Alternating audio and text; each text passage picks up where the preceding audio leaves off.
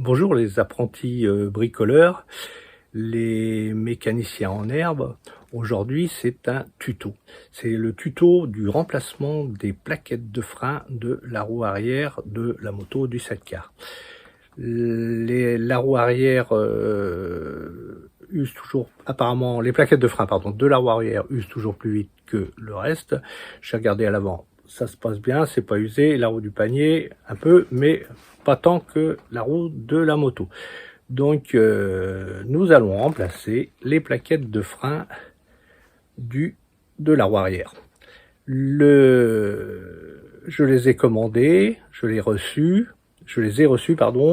Les plaquettes sont des Malossi, donc c'est bien cool. C'est des plaquettes de fabrication italienne, donc c'est très rassurant pour la suite et pour le freinage. Donc en attendant les amis, on se retrouve après ça et à tout de suite.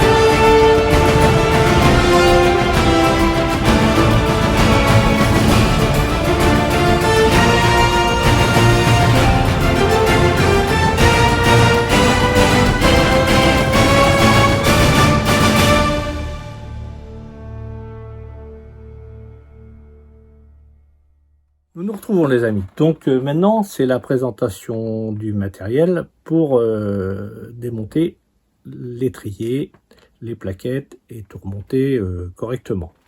Voilà, donc on se rapproche de l'étrier.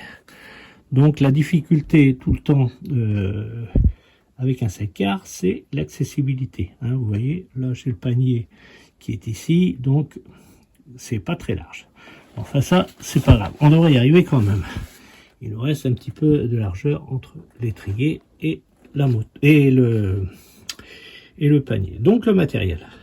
Donc il nous faut toujours un peu de Loctite. Hein, c'est du frais filet, du faible. Hein. Moi j'utilise toujours du faible et j'en mets vraiment pas beaucoup parce que je suis pas fan de ce truc là.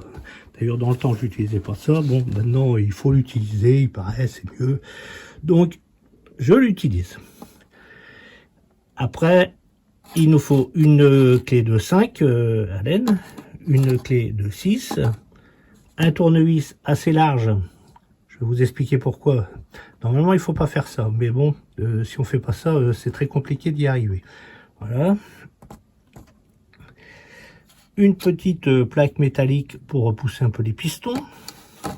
Et les fameuses plaquettes de frein. Donc les plaquettes c'est des Malossi, hein, comme on peut voir, et MHR Malossi. Enfin voilà, c'est ce qui se monte sur cet étrier. Donc cet étrier, là je vous montre aussi les références si ça peut vous aider, si vous avez besoin de les changer ou si vous voulez les changer. Voilà, je repose ça. Donc ces plaquettes de frein, elles sont communes à beaucoup de motos en fait. Hein. J'ai eu aucun problème à les trouver. J'avais un peu peur, je vous l'avoue. Et puis parce que les pièges de mâche, surtout sur les nouveaux modèles, c'est toujours un peu compliqué. Mais là, c'est des pièces qu'on trouve dans le commerce sans problème. Donc nous allons passer au démontage. Bon, au boulot les apprentis mécanos. Ah, par contre, j'avais oublié de vous dire que voilà, ça c'est du nettoyant frein que j'ai acheté chez Action à 2,30 € la bombe. Et je vous garantis que d'abord il y en a beaucoup dans la bombe et puis ça fait un boulot nickel. Donc hier j'avais nettoyé l'étrier de frein. Donc évidemment vous ne le verrez pas sur la vidéo. J'ai fait ça tranquillement hier avant de démarrer. Donc on va commencer par défaire les deux boulons qui tiennent l'étrier. C'est très dur parce que évidemment ça a été monté au frein filet. Donc l'idée générale c'est de les démarrer, voilà, de façon et serrée. Il faut une bonne clé.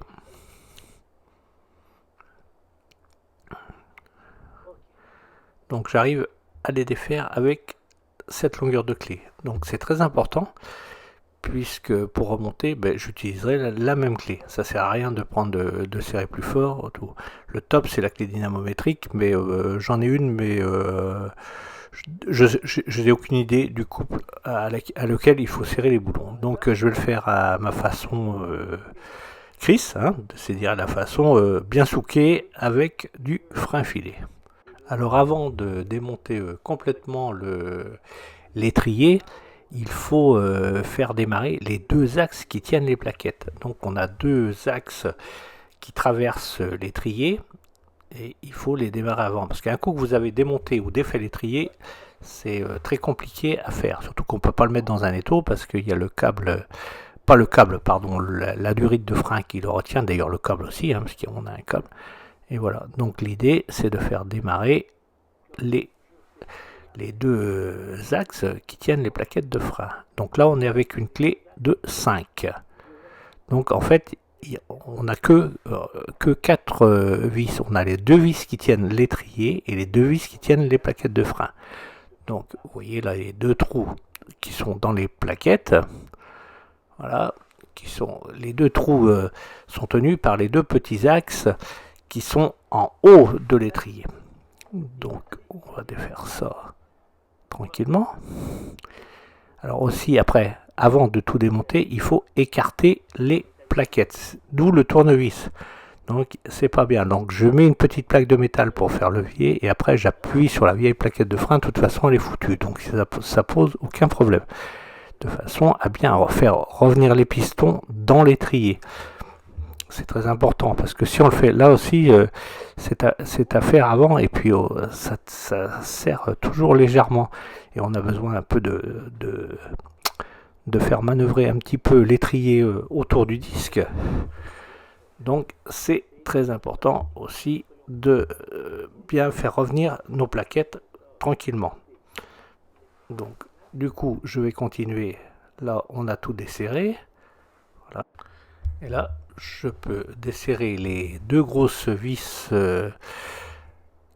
qui ont une tête avec la clé Allen de 6 et qui maintiennent l'étrier. Donc on a ces deux vis qui sont sur une petite plaque.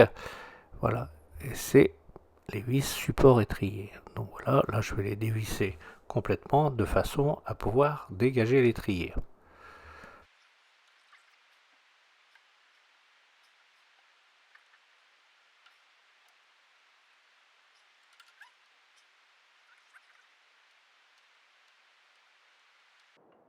Donc les deux grosses vis du support étant complètement dévissées, là je vais pouvoir vous dégager l'étrier. Là j'ai fini à la main. Sur la partie avant j'ai passé un peu en avance rapide parce que en fait comme ils sont à la loctite, ils dévissent très difficilement. Donc voilà. Donc j'ai une petite boîte en plastique parce que dans une autre vidéo, on m'a reproché de mettre les vis par terre et c'était pas bien. Donc j'écoute vos conseils, donc je les mets dans une boîte et comme ça, voilà, ça fait plus sérieux. Bon, moi je suis de la vieille école, on mettait tout par terre et puis après on se grattait un peu la tête pour retrouver un peu tout. Mais là il y a 4 vis, donc c'est pas très compliqué. Donc maintenant, voilà, là du coup, je peux sortir mon étrier, je le soulève légèrement pour le sortir du disque. L'opération est super facile. Donc du coup, je peux, avec ma clé Allen de 5, dévisser les deux axes qui maintiennent les plaquettes de frein. Voilà, je dévisse tranquillement, ça se passe pas trop mal. En fait, le système, il est pas trop mal fait. Alors on le voit pas, mais avec mon doigt, il faut que je maintienne un petit peu les plaquettes il faut que je les repousse légèrement parce qu'il y a un ressort en fait qui les repousse vers le bas. Donc ça fait forcer un peu les axes. Donc il faut tranquillement que je repousse les plaquettes et puis après ça vient. Le système est relativement bien fait. Donc voilà, j'ai dégagé le premier axe, vous voyez. Donc au bout de l'axe, on a un filetage, mais pas sur la partie au bout de l'axe, sur la partie où il y a la clé.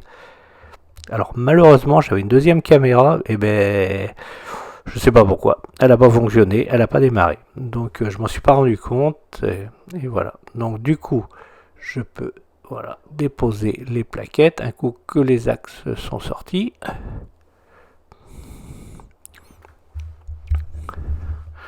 Le deuxième axe est tombé, donc ce qui va me permettre de dégager voilà, les plaquettes de frein qui sont ma foi bien usées. Donc j'avais fait un gros plan avec l'autre caméra, mais comme elle fonctionnait pas, tant pis. Voilà. Mais bon, c'est pour ça que c'est toujours important de mettre deux caméras. Donc du coup, il faut que je dégage la plaquette. Voilà, la deuxième plaquette.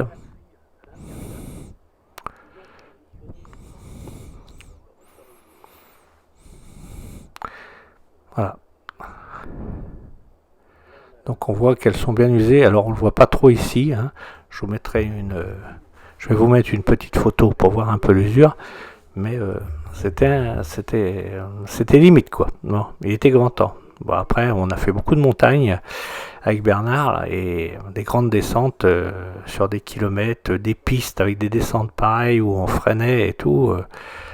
Donc là, du coup, je vais vous mettre, enfin je vais mettre sur l'étrier un petit coup de nettoyage, de nettoyant frein, une petite gamelle dessous. Vous voyez, je suis hyper précautionneux, hein. C'est pas toujours, mais enfin là, je fais des efforts pour vous. Voilà. Donc après, je nettoie tout ça. Alors ce nettoyant frein, c'est une vraie tuerie. Hein. Pour le prix, alors là, il faut pas s'en priver. Hein. En fait, j'ai pris qu'une bombe chez Action, mais j'aurais dû en prendre, je sais pas, une dizaine à mon avis.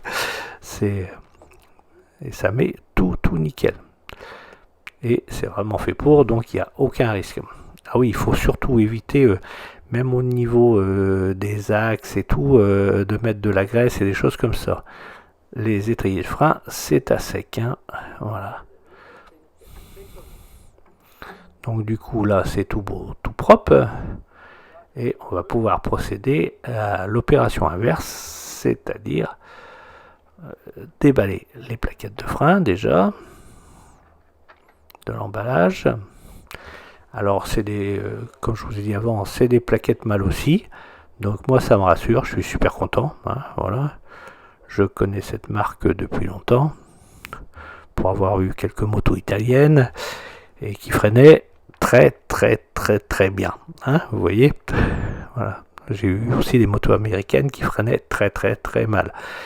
Donc, et pourtant, c'était des plaquettes qui coûtaient très cher et que je faisais venir des États-Unis, mais bon, bref, c'était pas génial. Bon, en même temps, aux États-Unis, ils freinent pas, hein, ils ont des grandes lignes droites et tout. Par contre, en Italie, il y a des cols et voilà, la conduite n'est pas la même. Donc voilà, donc nous allons recommencer le montage. Alors là, je mets un petit coup de nettoyant aussi sur les axes. Il y a toujours un peu de poussière, enfin pas de la poussière, mais plutôt des particules de frein qui se sont collées dessus avec la chaleur. Et puis bon, voilà, on va en profiter pour tout nettoyer et dégager tout ça proprement. Donc là, je passe au deuxième axe.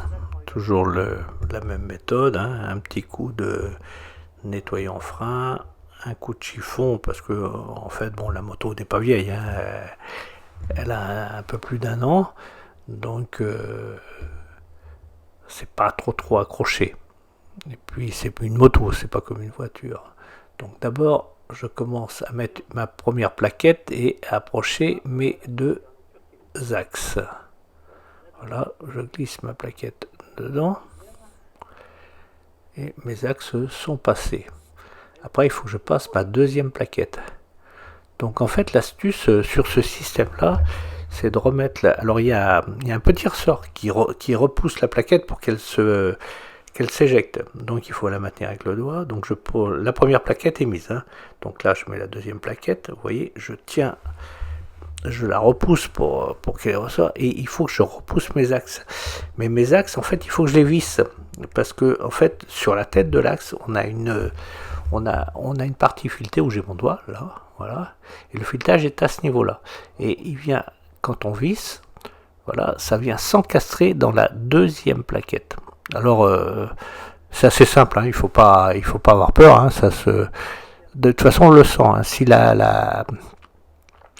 si on n'arrive plus à visser, c'est-à-dire qu'on est à côté du trou de la deuxième plaquette. La première, elle, ça va tout seul, hein, ça rentre, voilà. Donc, là, je galère un petit peu, voilà. Ce qui est...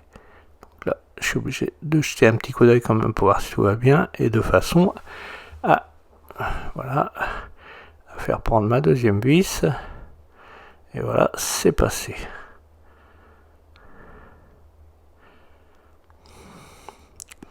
Alors ce système, par rapport au système qu'on connaît sur d'autres étriers, c'est-à-dire avec des goupilles et des choses comme ça, c'est quand même pas mal. Hein. Moi j'avoue que je connaissais pas, c'est la première fois que je découvre ce système.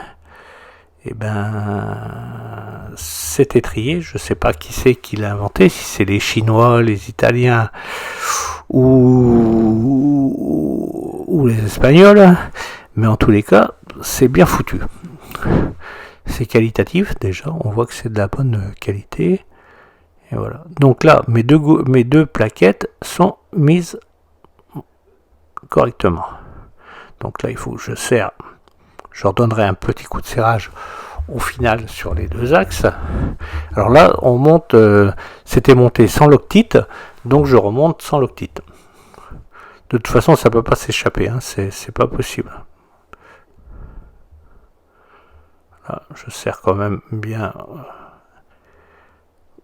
mais après je redonnerai un petit coup au niveau des axes. Alors, le B-side ne vibre quasiment pas, donc ayant possédé des bicylindres italiens ou américains, surtout les américains, je vous garantis que là il faut pas rigoler avec le serrage, hein, il faut y aller, hein. Il faut serrer au couple, mais au couple avec les gros bras, hein, voilà, la clé dynamométrique, moi, bof, voilà. Donc voilà. Donc quand les plaquettes sont mises, il va falloir, voilà, je l'encastre sur le disque, donc ça passe tout seul. J'approche tranquillement vers le support étrier. Voilà, il suffit juste. Alors au départ, je pose une vis, voilà, que je ferai prendre tranquillement avant de poser la loctite sur la vis, de façon à maintenir l'étrier, voilà, à pas galérer trop. Donc un coup qu'une vis est mise, la deuxième en général est très facile à mettre. Donc mon petit pot de loctite. Donc avec la loctite, moi j'en mets vraiment un tout petit peu. Hein. Je suis pas fan, je vous l'avoue. C'est tous ces produits, ça me sort un peu par les yeux. Mais bon, par sécurité, voilà, j'en mets un petit peu sur la vis, mais alors vous voyez, un tout petit peu. Un petit trait, c'est largement suffisant. Parce qu'après, à dévisser, je vous garantis que j'en ai bavé un peu là pour le dévisser. Donc voilà, là je visse tranquillement. Et comme ça, la première vis, elle a tenu le... Donc du coup, je vais pouvoir redéfaire la vis que j'avais mis en premier, de façon à remettre la loctite dessus. Voilà, comme ça, mon étrier tient bien. Je vais pas trop galérer à retrouver l'œilleton ou le trou de la vis. Un petit pet de loctite.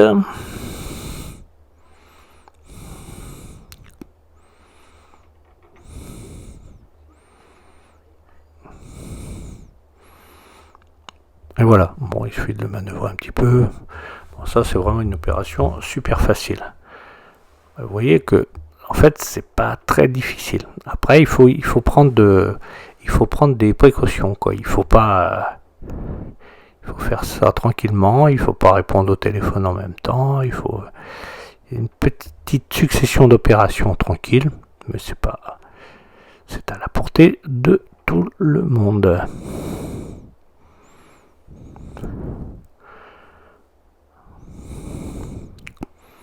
Et voilà, comme ça mon étrier va se retrouver bien serré. Et là, je peux y aller. Là, je vais donner un petit coup. Voilà.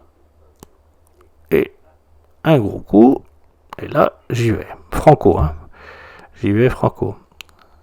Après, j'ai un peu l'habitude de serrer pour sentir un petit peu la puissance du serrage. Donc, voilà. Tout ça, c'est bien serré. Après avoir bien serré mes deux axes, donc là je refais un petit tour sur mes deux vis d'axe de plaquettes pour redonner le petit dernier coup pour être sûr que tout aille bien et tout vérifier que tout fonctionne bien, enfin plutôt que tout soit bien vissé. Donc voilà, encore un petit coup pour m'assurer. Voilà.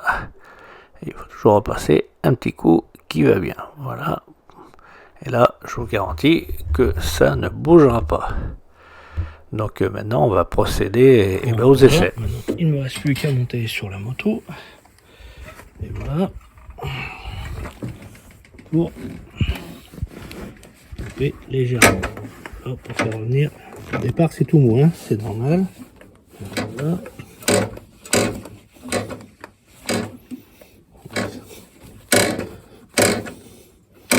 Voilà, la pédale commence à durcir. Ok.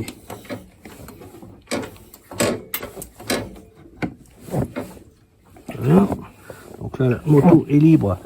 Ce qui veut dire, quand on la secoue comme ça, et si je freine, et voilà, là, on a un bon blocage. Donc déjà, le test à l'arrêt est fait. Très important, hein, de faire ce test à l'arrêt pour voir s'il n'y a pas un truc, un bruit bizarre. Ou voilà, un petit regard au niveau de l'étrier pour voir s'il n'y a aucun problème. Donc tout a l'air bien en place. Et ben il n'y a plus qu'à faire l'essai, les amis. Bon, ben après ce petit essai routier, voilà, c'est validé. Tout freine bien, tout est rentré dans l'ordre. Donc les amis, ben, j'espère que ce petit tuto vous a plu et surtout si vous refaites vos freins, faites quand même attention, il faut avoir un petit peu de méthode pour éviter les petits problèmes. Voilà. Et ben cette vidéo arrive à la fin et en préparation, j'ai deux petites vidéos. Une sur l'île de Noirmoutier où j'ai passé mes vacances et une autre sur la montagne juste à côté de la maison, en fait à 80 km de chez nous, avec mon ami Bernard, et bientôt vous allez découvrir ça. Allez, au revoir les amis.